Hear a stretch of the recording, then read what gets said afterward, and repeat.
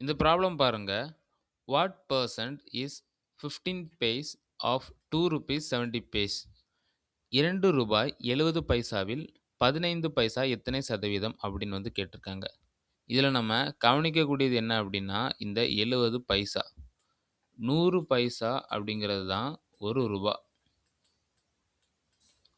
இப்போ இந்த 70 பைசா அப்படிங்கிறது 270, அதாவது ரூ. 2.70 பைசா அப்படிங்கிறது 270 பைசா அப்படின்னு நம்ம எடுத்துக்கலாம்.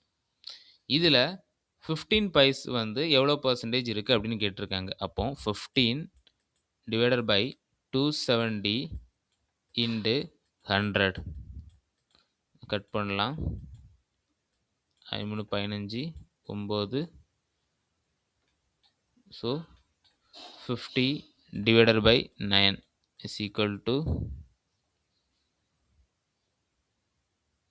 40 36